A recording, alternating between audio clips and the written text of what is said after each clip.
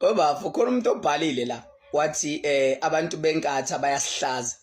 Ngiyamthanda lo muntu ngisazowa kuyena ngiyo reply na kuyena. Uyazi ukuthi uyabona nje niyasihlaza bafu. Nisihlazo kwangampela nina ezinkatha.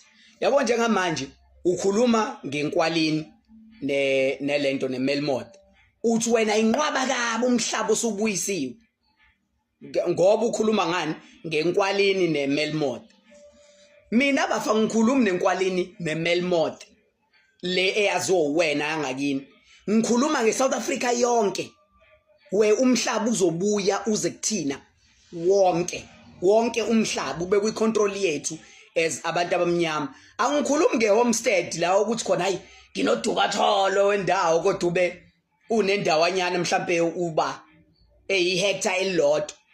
Ihectare elilodwa ubona ukuthi unodukatholo wendawo. Kunabantu la abashanga ama football fields nje obade ngitshena ayinqwaba mhlawumbe more than 50 abalentuza abalima kuona.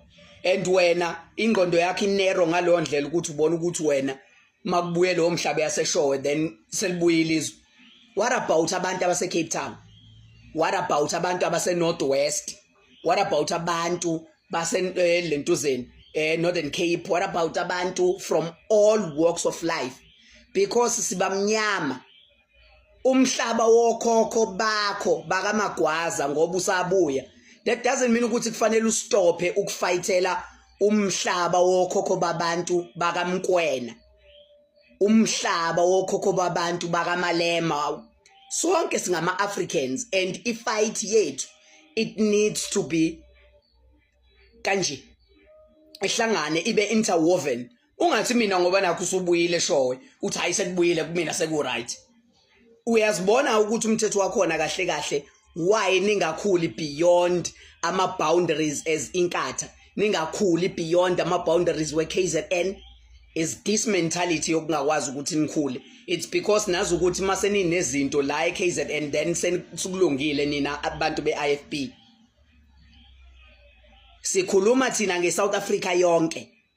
Masikhuluma even nangumhlaba olapha eCape Town okwakwawo umhlaba wabantu ababebizwa ngamaGriqua manje sebebizwa ngamaCoensen.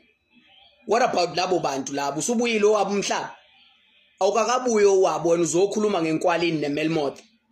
Hayi musu kusihlaza mfethu, musa nje ukusihlaza. Siyi-South Africa sonke and umhlaba sifuna ukuthi ubuye wonke lo mhlaba lo. And awenzi ngisho ipercent lento ebuyile kodwa uthi wena usubuyile umhlaba. Hayi bafu uyasihlaza ingeke. Ubovela ungaphenduli kwesinye isikhathi uma ukuthi into awazi kahle ngayo.